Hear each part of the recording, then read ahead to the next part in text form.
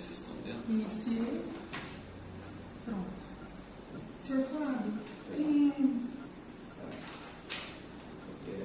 Em 15 de dezembro de 2016, na sede da Procuradoria da República em Mato Grosso do Sul, presentes os procuradores da República Damares Rossi Baixo Alencar e Emerson Calixto Siqueira, compareceu o senhor Fábio Landolfo, CPF 045-707-138-90, devidamente acompanhado por suas advogadas Camila Augusto Lima, OABRS 58443. Carolina Pereira Caetano da Silva Lemos, OABBA 16798. a fim de prestar depoimento em razão da celebração de acordo de colaboração com o Ministério Público Federal.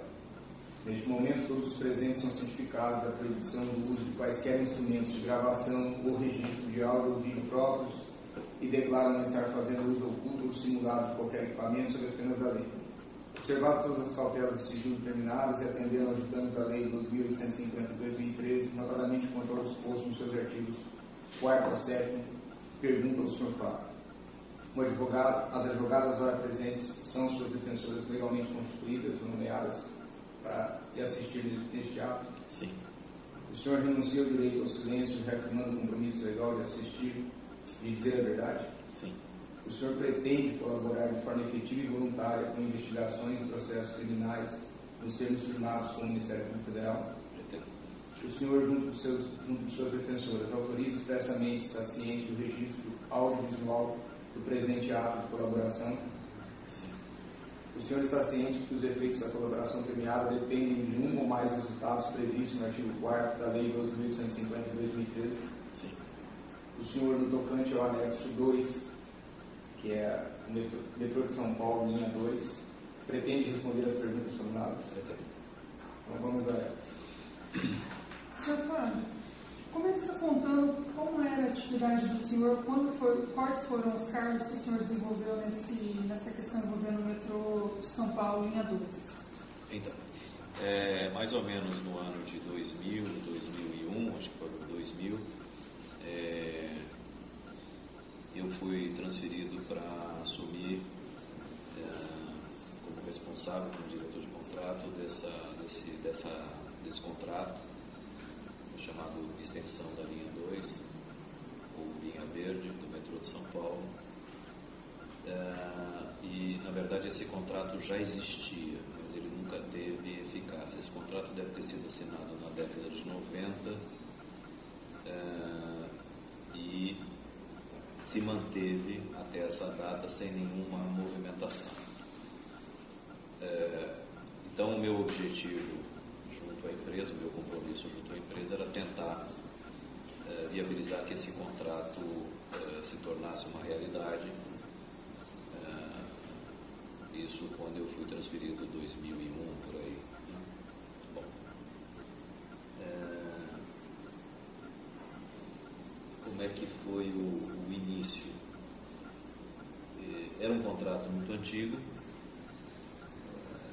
os preços eram bastante defasados da realidade daquele momento, mais de 10 anos. Nós tínhamos um problema grave de que a cidade, naquela região, tinha sofrido um forte adensamento, consequentemente o metrô lá, que tinha trechos elevados, precisariam ser mudados de projeto.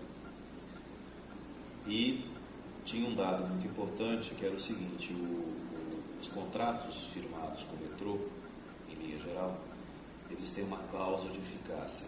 O que diz essa cláusula? Que contrato assinado, ele tem que ter ordem de serviço é ordem de início, no prazo máximo de 1 ano. Se isso não ocorrer, esse contrato pode ser extinto. A primeira surpresa que eu tive é que esse contrato já tinha mais de 10 anos e nunca tinha sido extinto. Como é que eu descobri o porquê? E esse foi talvez o primeiro tema que eu coloco, que foi o seguinte: o meu antecessor me passou que tinha um compromisso com uma determinada pessoa. Quem era o antecessor, sim? Max Vinícius.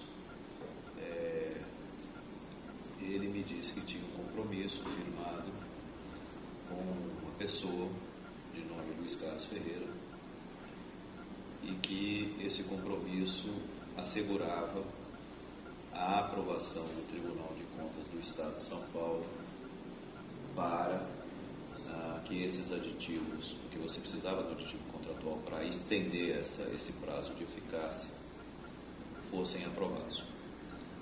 Compromisso, nesse caso, então, era sinônimo de propina. Propina.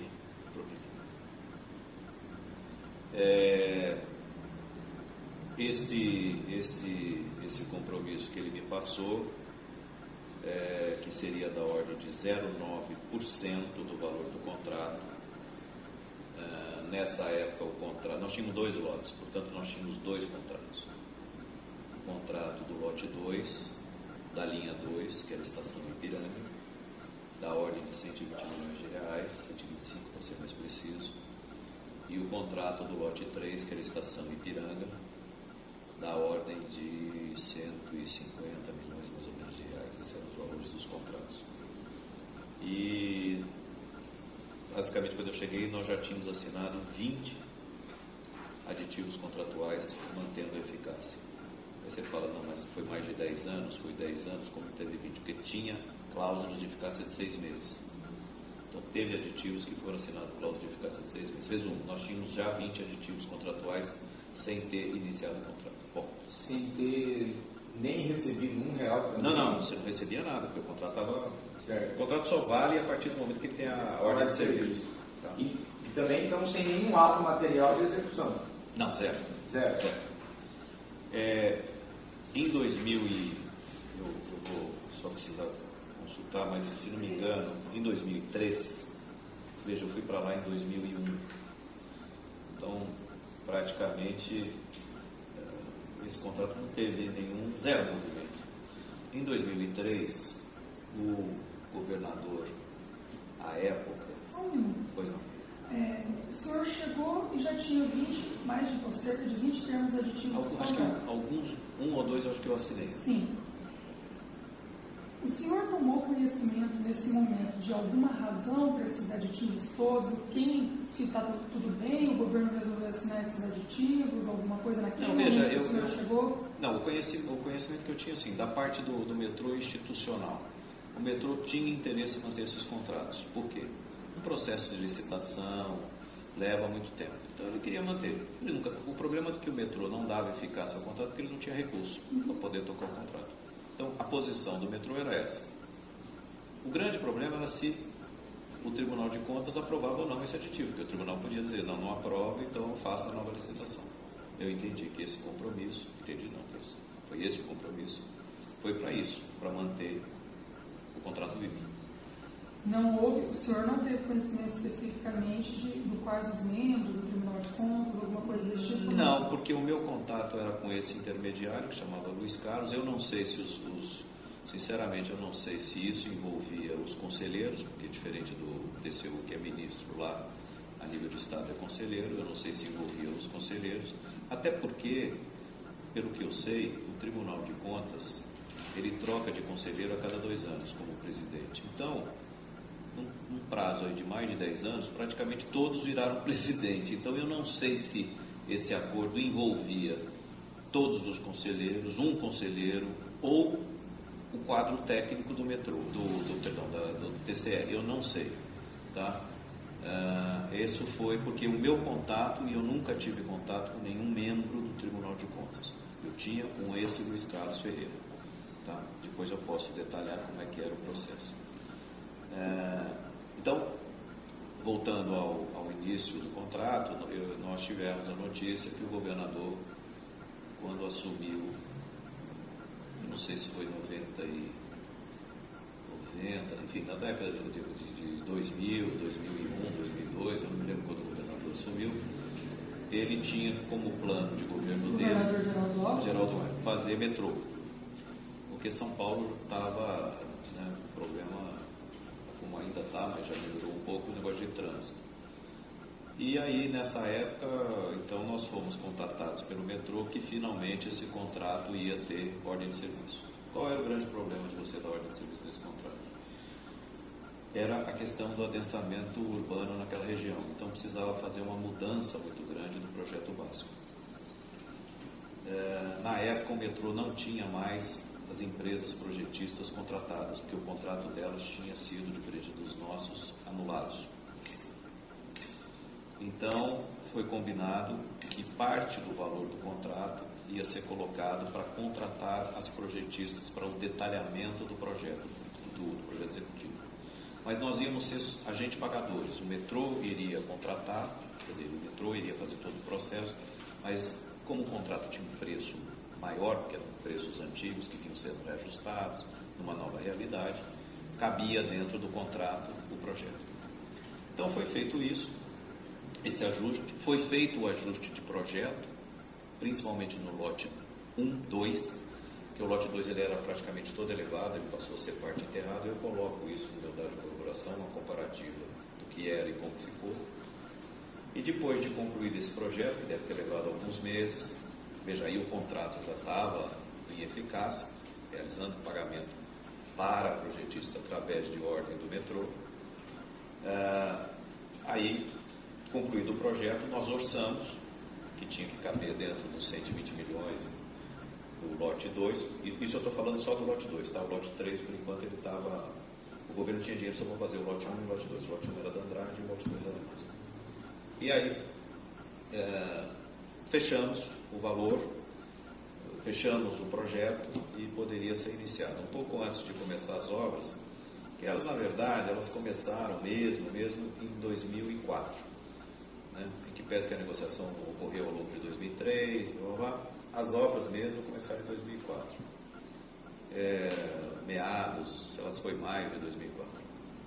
O presidente da época do metrô, que eu já tinha conhecido, eu conhecia ele, me convocou para uma reunião lá no gabinete dele. Na época o metrô já tinha sido transferido para o centro de São Paulo, foi já dentro daquele programa do governo de valorizar o centro que estava abandonado. E eu fui convocado por ele, fui sozinho, onde ele me disse que teria... Quem era o nome do presidente? Era o senhor Luiz Carlos Freis Davi. Isso. E que ele precisava do apoio nosso neste contrato para um grupo de deputados, apoio político, que ele precisava contribuir para que, enfim, para manter, para que não tivesse pressão da Assembleia, enfim, contra esse contrato, porque vamos convir que você ficar com 10 anos no contrato em stand-by é um negócio, né, que é discutível, né? Por que não fazer nova licitação? Porque vai perder tempo, mas é discutível.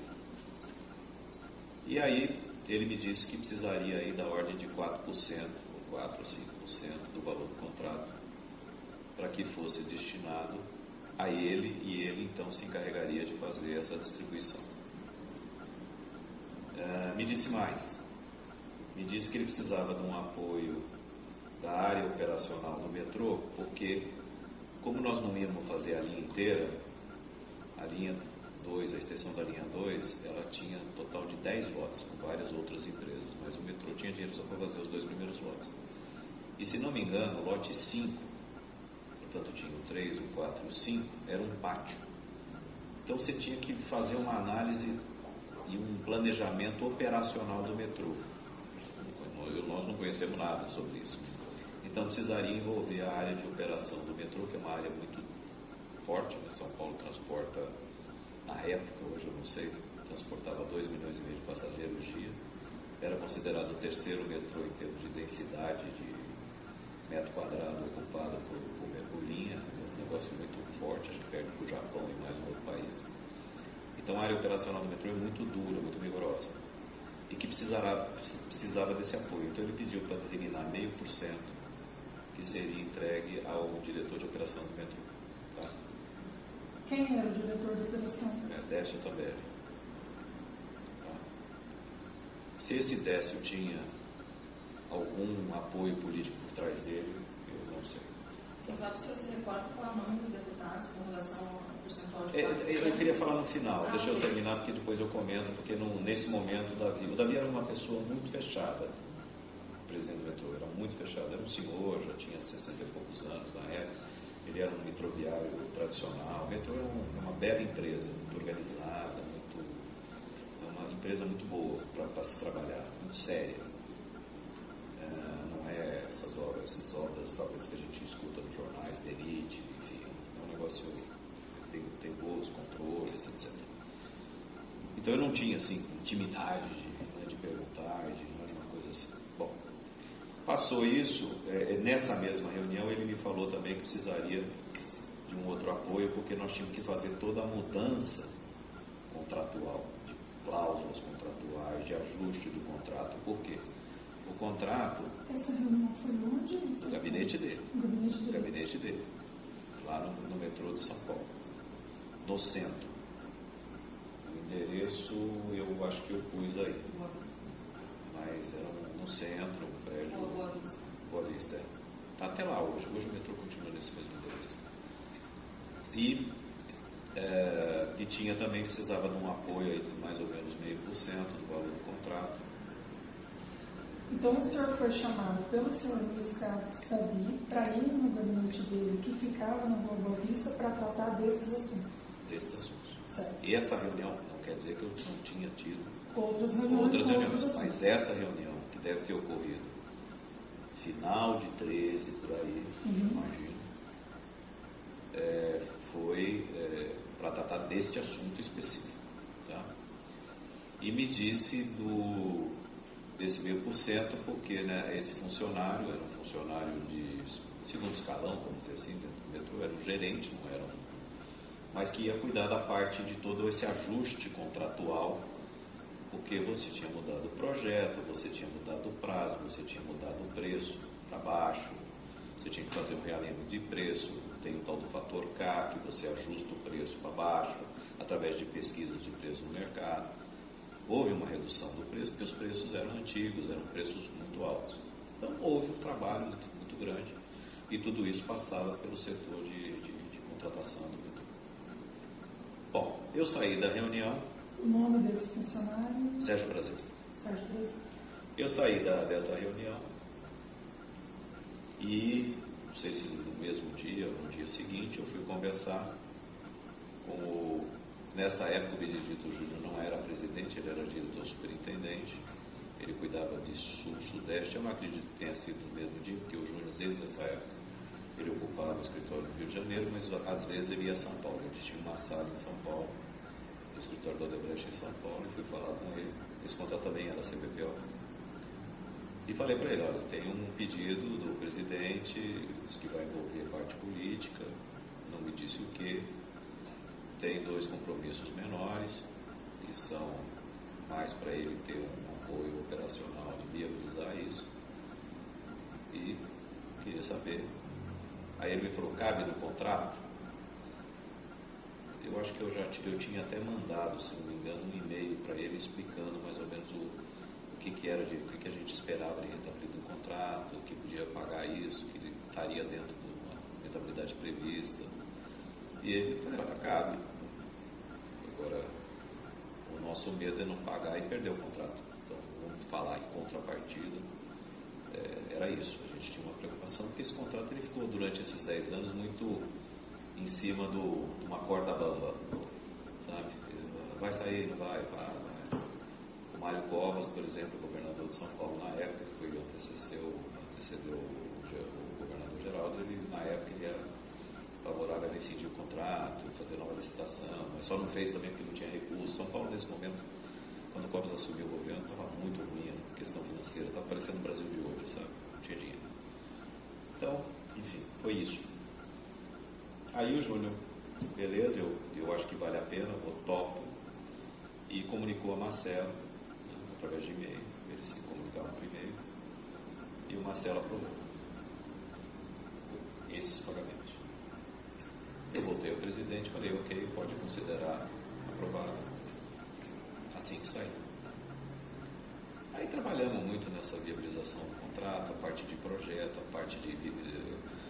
Eu era o residente da obra, né? Não é que meu papel era ficar pagando propina, meu papel era trabalhar, sou engenheiro, então mobilização de canteiro, a parte de definição do projeto, enfim, toda a parte operacional, montagem de equipe do metrô.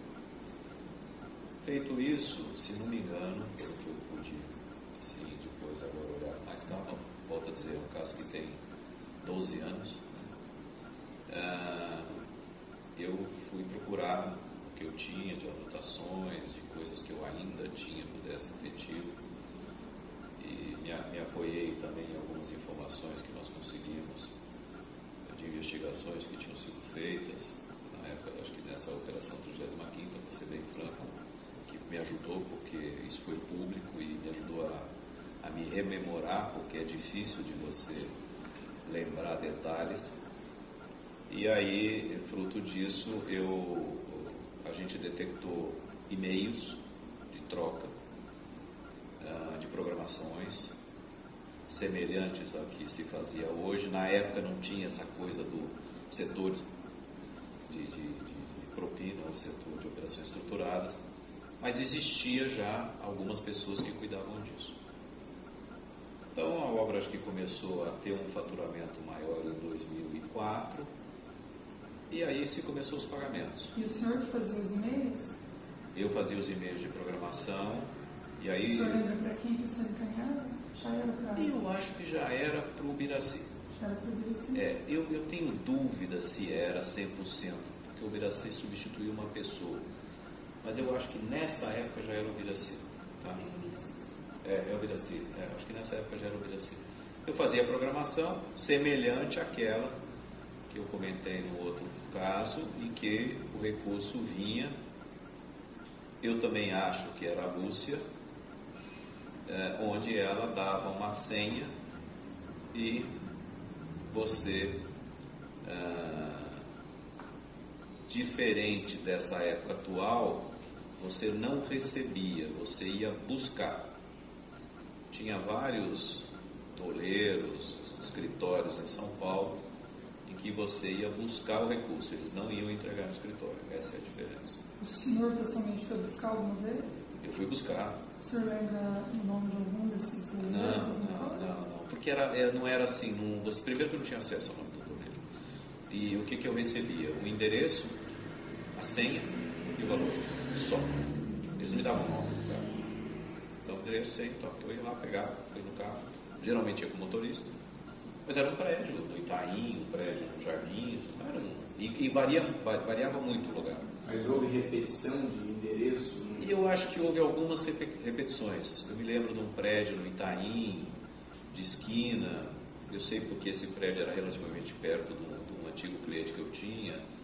Então, mais ou menos, eu me lembro de algum prédio. Outro dia, até porque eu fui numa lanchonete em São Paulo, passei e falei, esse prédio eu me lembro que eu vi. Tá? Eu posso identificar esse prédio. Eu não identifiquei nesse dado, mas eu acho que tem pouca eficácia na investigação, porque provavelmente o cara alugava com outro nome, faz 12 anos, eu não sei, mas se precisar eu arrumo o endereço. Depois que o senhor pegava o dinheiro? Bom, então depois que eu fazia... Nessas idas lá para pegar o dinheiro, era sempre sozinho? Com motorista. Eu tinha um motorista que chamava Valdinei. Mas o Valdinei não sabia que eu ia pegar dinheiro, né? Ele sabia que eu ia pegar alguma coisa. Valdenir, eu não falava, Valdinei era o... E aí a coisa vinha envelope fechado? Mesma coisa. Aquele plástico...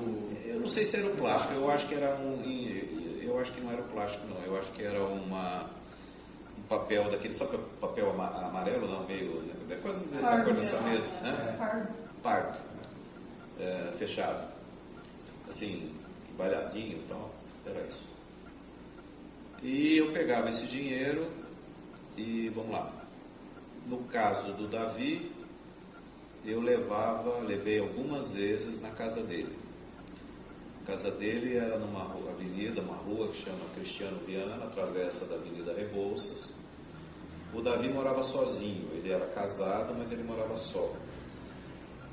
Por quê? Porque ele tinha, na época, se não me engano, ele tinha uma pousada, uma pousada simples no litoral de São Paulo, e que a esposa dele cuidava. Então a esposa dele ficava lá, e ele só ia final de semana para a pousada. Então eu entrava no apartamento dele e entregava. Ele fez, passado um tempo dessas entregas, Eu acho que não foram mais do que 5, 6 entregas, eu vou explicar por quê, porque depois houve uma mudança na forma. Ele sempre me comentou que ele não ganhava nada, que ele recebia esse dinheiro e passava para esse apoio político.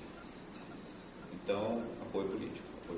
Ele comentou, e eu não posso afirmar 100%, mas comentário dele, que tinha um deputado estadual, não quer dizer que pudesse ter mais, e tinha um deputado federal que eu entendi que ele tinha uma proximidade pessoal com essa pessoa.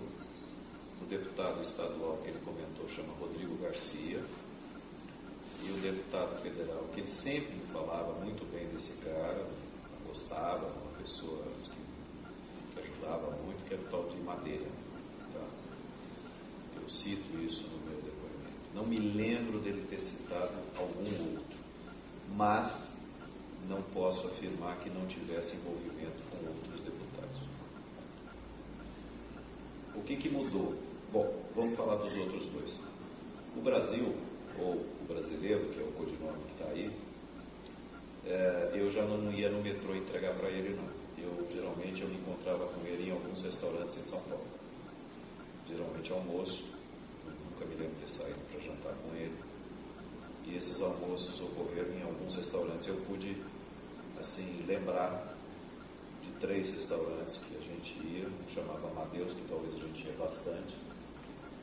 Esse restaurante ficava nos Jardins, na esquina da Jaú com a Alto. Esse restaurante existe até hoje. E a gente ia muito lá almoçar, e aí eu aproveitava para entregar. Os valores eram menores, porque como era 0,5%, então eram valores da ordem de 30 mil, 20 mil, 40 mil, não eram valores assim, de grande volume. O senhor lembra se entregando conforme ia recebendo o pagamento do contrato? No caso, tanto do Brasil como do brasileiro, como do tal do Bragança, que é o outro, era praticamente, recebia, dava um tempo, programava e entregava. No caso do Brasil, eu chamei ele de Davi Estrela, porque era Davi, né?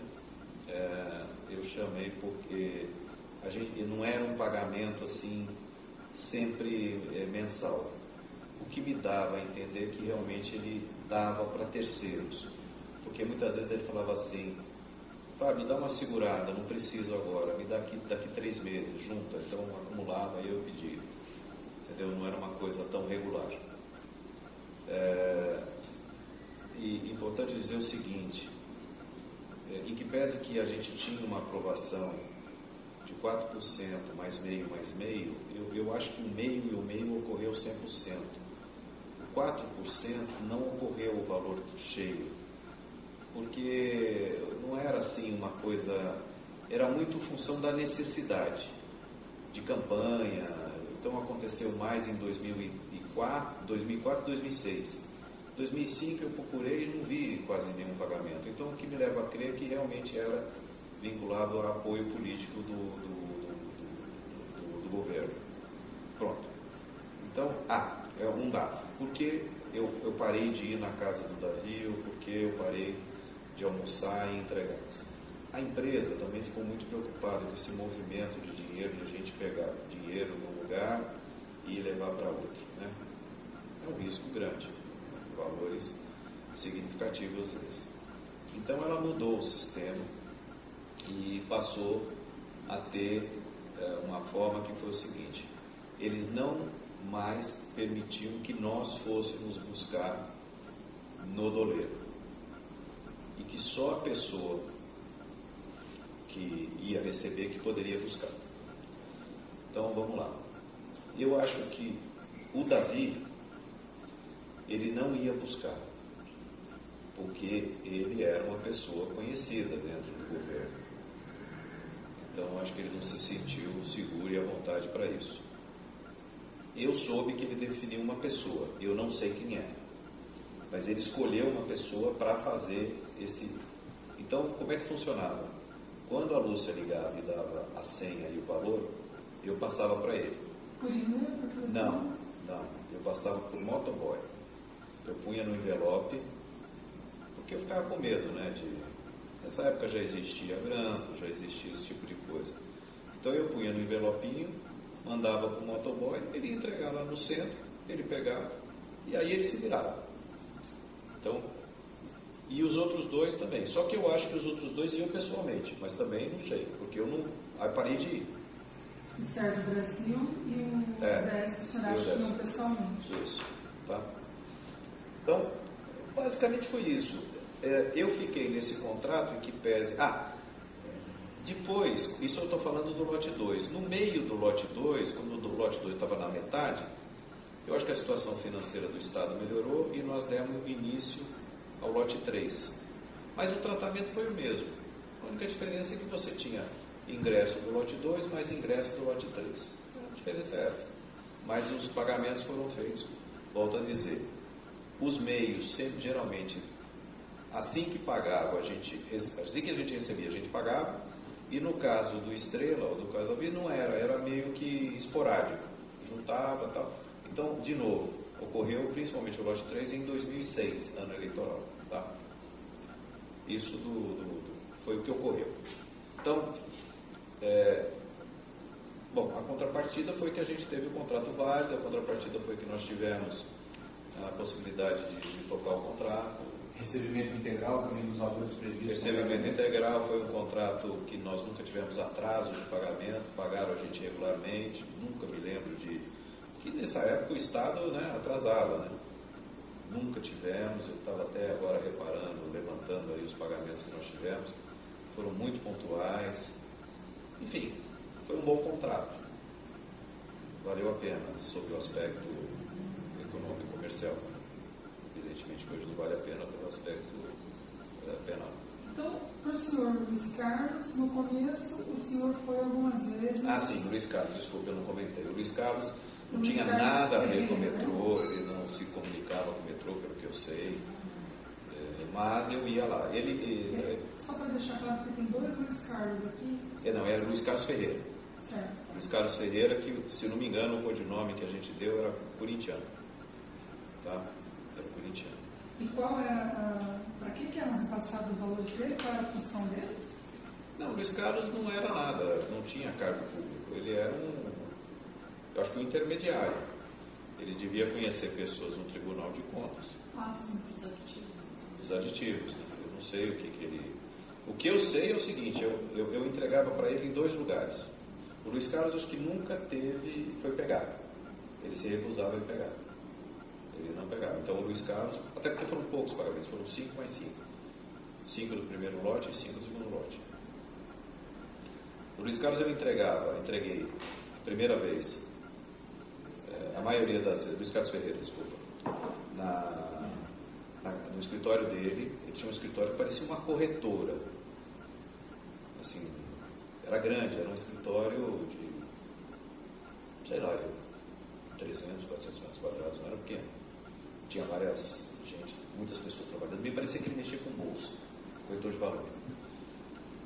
Tanto que o escritório dele tinha um monte de gente, claro, acessando a bolsa. Sabe quando fica rodando aquele negócio? Então eu ia lá, ele tinha uma sala de frente na Alameda Franca. Eu coloquei o endereço, conseguimos achar um ticket de estacionamento, que embaixo tinha um estacionamento. Então geralmente, às vezes eu ia com motorista, às vezes não, até porque eu morava mais ou menos perto. Então se eu ia assim, às vezes mais final do dia, eu ia sozinho, depois eu ia embora para casa, mas fui com motorista também, esse mesmo, e entregamos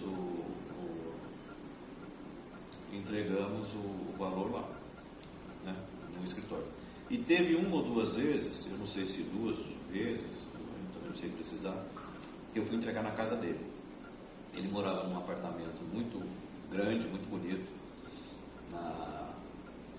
acho que é na Alameda Joaquim Eugênio de Lima, em São Paulo, no Jardim Paulista, né? E aí eu subia, era um enorme apartamento, acho que um apartamento de 1.000 metros quadrados, era bem grande. E eu entregava lá. Aí já geralmente à noite. Entreguei algumas vezes lá. Tá? só para fazer um esclarecimento geral de tudo isso, essas 4 pessoas, então o senhor Luiz Carlos Davi, o senhor foi algumas vezes entregar, certo? Na residência dele, o senhor Luiz Carlos Davi, não o senhor Luiz Carlos Ferreira. O senhor Sérgio Brasil, o senhor entregou em alguns restaurantes. O senhor Luiz Carlos Ferreira, o senhor foi tanto na Alameda Joaquim quanto na Alameda Franca, casa e escritório? Mais no escritório.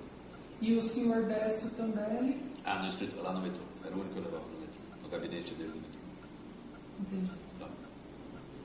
O Décio, em que pese que tinha pagamentos, o que eu me lembro que eu juntava.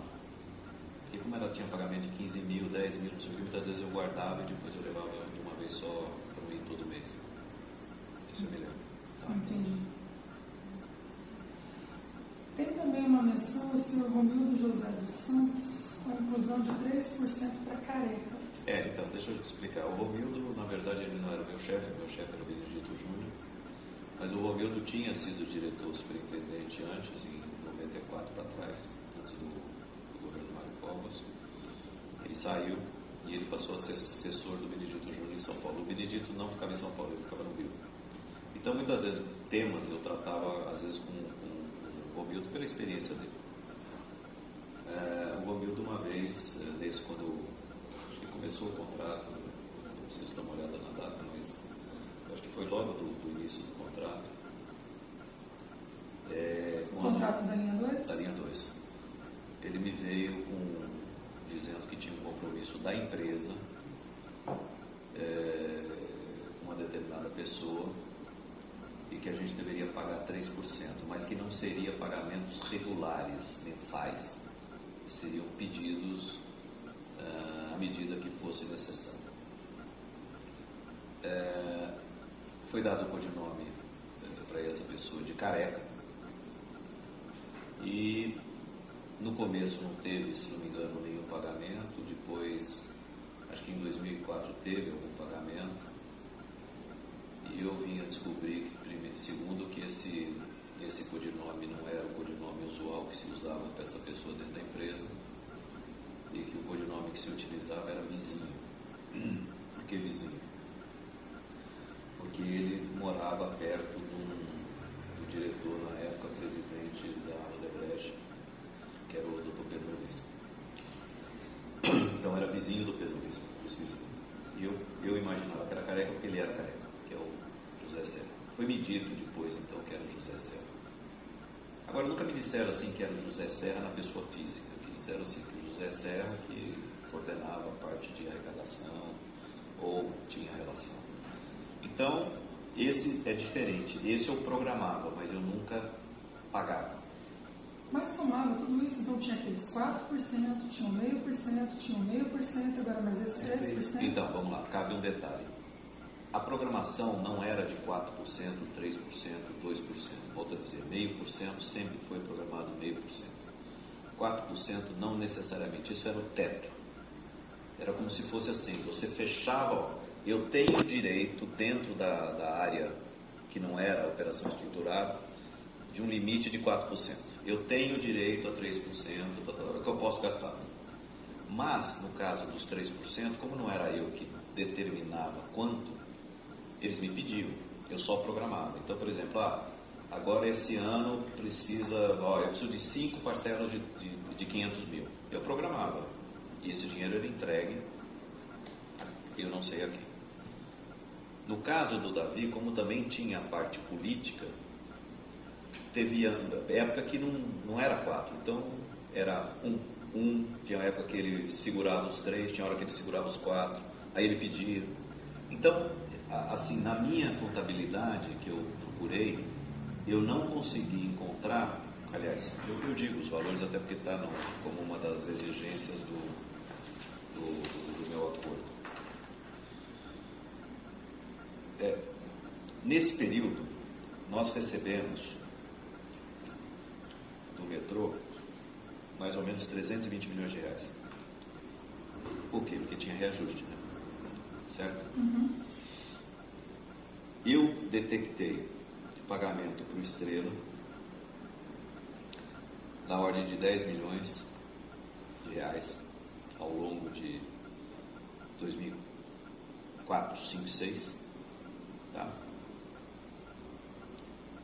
Eu detectei, tanto para o brasileiro como para o Bragança,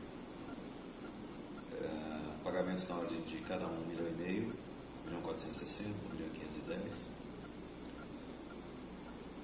Esse corintiano era 0,9% do valor do contrato original, sempre pago em 5 vezes a partir do início.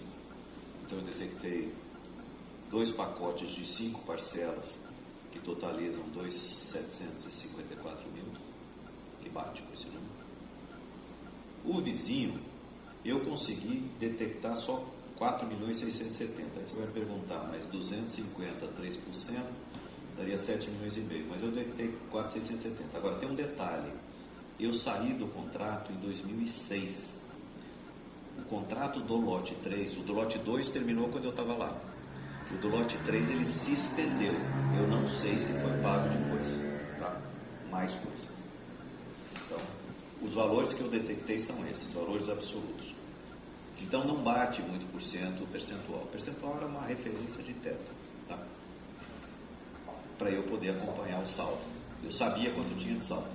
Você fala, embora isso até sirva para o outro, mas só para a gente, assim, um grau de compreensão.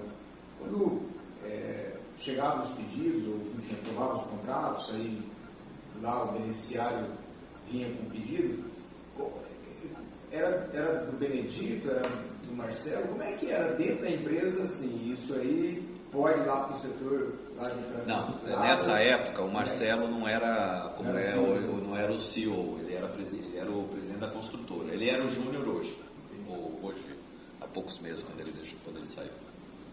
Então, funcionava assim. Como é que era a aprovação? Apesar de eu falar verbalmente com o Benedito, né, que eu tratava com ele diretamente, mas geralmente ele falava assim, não, me mande um e-mail. Então eu mandava um e-mail para ele pegava esse e-mail, passava para o Marcelo, quer dizer, ele aprovava, ele dava o primeiro aprovação, ele passava para o Marcelo, que dava a segunda aprovação. Por que eu sei disso? Porque o Marcelo, quando devolvia para o Júnior, ele me copiava no e-mail. É isso. E aí, para dentro do setor, de onde o dinheiro efetivamente ia sair, era aí o Benedito que fazia esse último... Olha, eu acho que sim. Diferente do que eu comentei do assunto ProSub, que é mais recente, que eu levei o número para eles, eu acho que o Júnior, tenho quase certeza, o Júnior mandava um e-mail, ele mandava um e-mail dos valores totais aprovados, totais. Não era que você ia lá sacar esse valor de uma vez. Os valores totais por Ubiraci. Ele mandava um e-mail. Tem cópia disso daí, é como dado de corroboração, nós temos. Você vai ver que tem essa sequência. Então, a partir do momento que o Júnior mandava para o Ubiraci e me copiava, eu já sabia que tinha um valor X que poderia ser utilizado. Pronto. Meu papel, então, era, à medida que a gente recebia, eu programava o pagamento. Nos casos que eu tinha contato com as pessoas, que foram esses 3, eu pagava ou eu passava o negócio. No caso do esse agente político, que eu não tive contato, nem sei se posso afirmar que é ele, né? Lógico, eu ouvi, mas não vi, né? Não vi com meus olhos ele receber, aí eu não tinha acesso ao pagamento. Tá? Esse é o procedimento. Esse foi linha 2, assim, em linhas gerais. A única coisa que eu não sei se tem mais alguma pergunta, mas... Como é que o senhor ficou sabendo que era o José Serra? O senhor disse, tudo bem, pelo Careca, vizinho, mas assim, foi comentado? Porque depois a gente, esse nome, esse codinome vizinho, eu estou falando de 2010, 2008, não, 2006, né? 2004, 2006.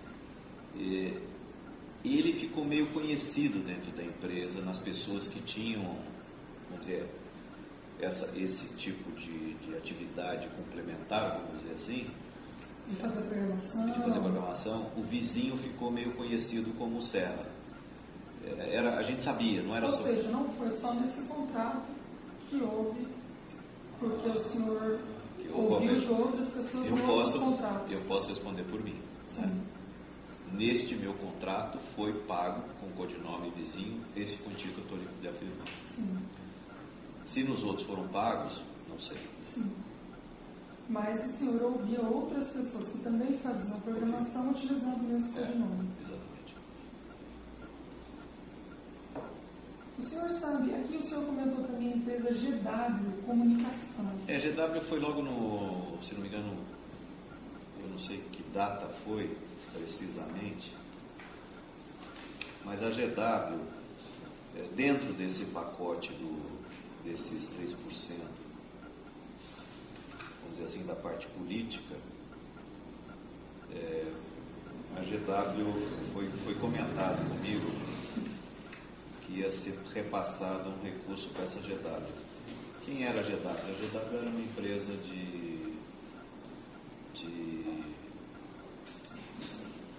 tipo igual do Duda Mendonça, publicidade, que fazia campanha política, geralmente para a área do PSDB.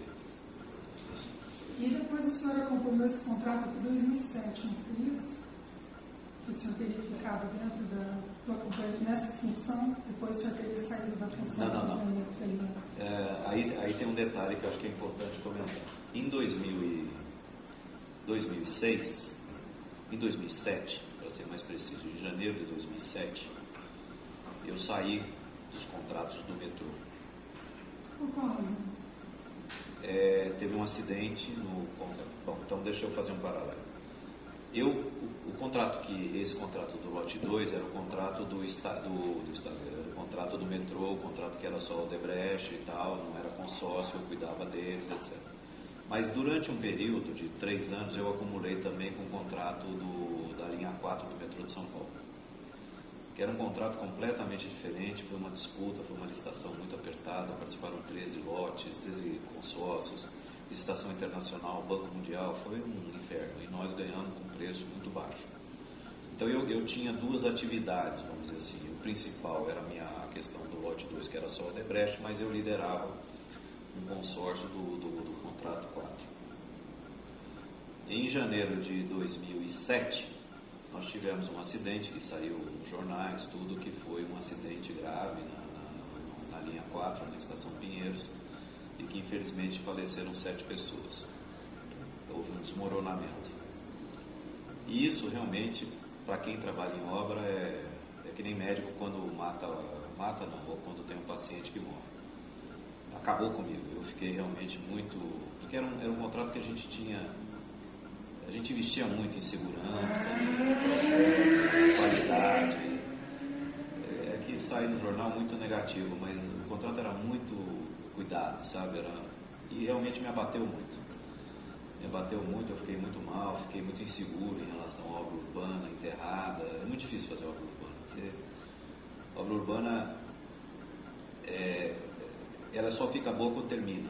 Só que quando termina você vai embora, então as pessoas só vão gostar de você quando termina. Mas durante a execução você é o demo, porque você atrapalha, você gera trânsito, você bagunça, você faz barulho. Então é incrível, ligam para tua casa, descobre seu telefone, te xingam.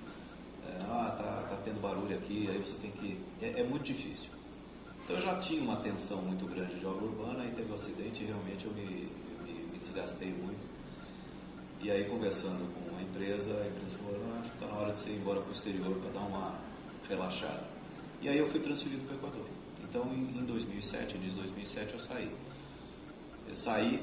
Continuou o lote 3 da estação do Ipiranga, ele acho que se encerrou. O senhor sabe quem ficou no lugar do senhor? Então, eu passei a bola primeiro para um engenheiro, para um diretor de contrato que tinha vindo de Portugal, que tinha experiência de metrô, que chamava Marcos Tadeu. Mas eu soube depois que ele ficou 2, 3 meses, ele não aguentou o tranco. Literalmente não aguentou, porque era muito pesado. E ficaram 2, 3 meses. E depois do Marcos Tadeu, não fui eu que passei, mas foi o Marcos Tadeu que passou para ele, porque eu já estava fora, foi o Márcio Peregrino. Mas isso tudo ocorreu no primeiro semestre de 2007.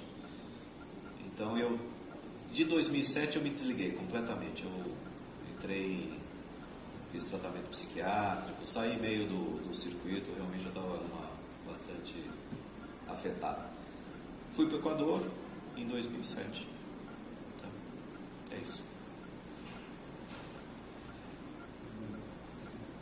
O senhor gostaria de ter algum acréscimo? Olha, eu fiz até um outro dia, como a gente lê um documento e tem que estar sendo 100% tentando falar e lembrar, né?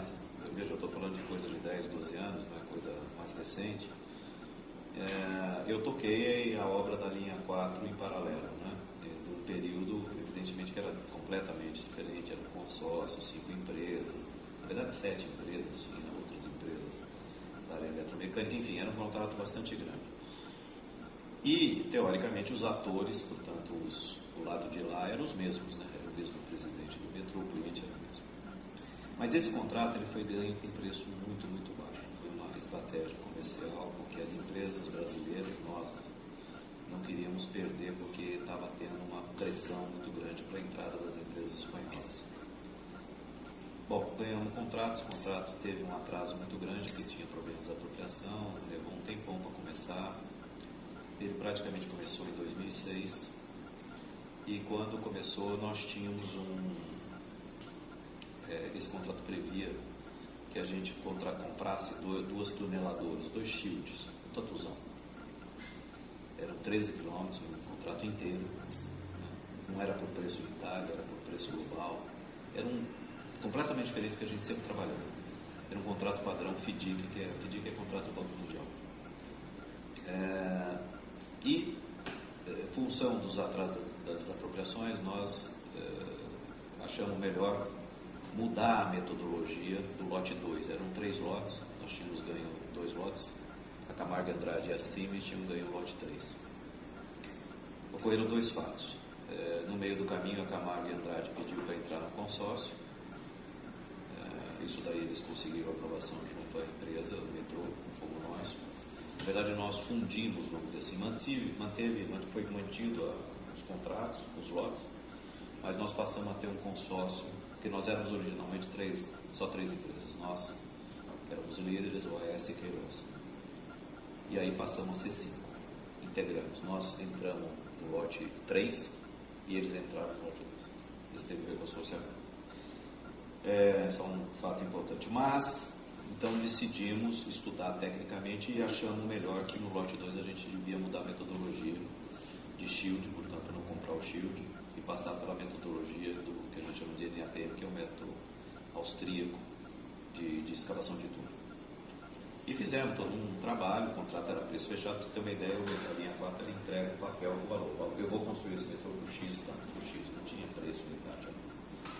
É o padrão banco. Aí, nós detectamos que essa mudança de método ia custar mais caro, porque é um método mais manual. Você escava com gente dentro, com equipamento, então não é outro, é um chip, não. Então, preparamos entre aspas, uma mudança de metodologia, um projeto, e, consequentemente, pedimos para o metrô que isso iria custar 100 milhões a mais, 100 e poucos milhões a mais de reais para o metrô por conta da metodologia, cuja mudança de metodologia foi provocada pelo atraso de desapropriação, que era a responsabilidade do metrô. Tivemos uma reunião no conselho das empresas, que eu participei, e aí, evidentemente, os mesmos atores falaram, vamos fazer uma proposta, sugerir uma proposta de que se o metrô nos pagasse até para recuperar, porque essa obra estava dando prejuízo, e esse valor a gente iria poder negociar alguma coisa. E fui eu, então... Quando foi isso? Essa reunião? Deve ter sido 2006. 2006. E aí nessa reunião estariam o senhor... E o Davi. Só. E o Davi. A sua empresa, ela ficou também como líder nessa? Ela era líder. Aí eu fui lá começar, né? Quando eu cheguei lá, o presidente falou assim... Ele nem me deu chance. Ele falou, olha... De fazer proposta. Porque ele falou, olha, aqui... eu não vou conseguir aprovar tecnicamente. Eu aprovo a mudança do método, mas eu não aprovo o valor adicional, porque o contrato era de turnkey. preço é cheio. E se vocês insistirem, vocês então utilizam o mecanismo do contrato, que é a arbitragem. Uma arbitragem internacional. Você podia entrar, esse contrato ele tinha arbitragem por ser um contrato internacional, diferente dos contratos padrões, quando não tem financiamento internacional. E aí ele me puxou, né? Eu falei, putz, agora vamos ter que brigar. Tal. E aí, de fato, entramos. Na verdade, antes da arbitragem, você tem um comitê que chama de IRB, que é um termo lá do Banco Mundial, que é uma junta de litígio. Eu fui o responsável pela entrada nisso, como líder do consórcio, e depois saí. Soube, futuro, tempos depois, que nós recebemos na arbitragem. Nós ganhamos a arbitragem internacional. Não sei se foi pago alguma coisa. Na minha época não foi pago. Fiz o levantamento, olhei aqueles áudios de ponta a ponta, não foi pago. Mas tinha essa intenção. Pode ter sido feito algum pagamento menor na parte de obra, coisinha assim desses 15, 20 mil? Pode, eu não me lembro, eu procurei levantar, não achei nada. Mas acho que é um registro, porque foram contratos, que pese que não é linha 2, mas eles foram tocados simultâneos. Tá? Esse contrato ele foi encerrado em 2010, demorou muito. Só essa observação que eu queria fazer. Doutores, algumas... Aproveitando essa complementação que ele está fazendo, você recorda de que lhe foi encaminhado umas correspondências referindo o codinome Quarteirão.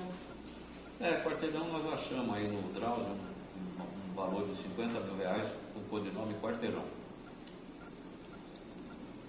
Programado por mim, o que é pior. O senhor não se recorda? E eu não recordo. Não recordo, olha.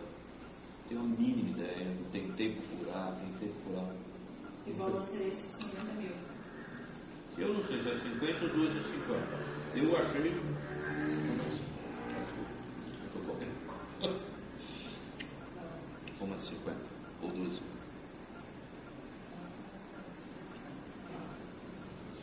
Feitas as considerações, então, pelos advogados e pelo senhor Fábio Andolfo, nós encerramos essa segunda gravação referente ao termo de declaração dos dois. Os outros dois são curtinhos.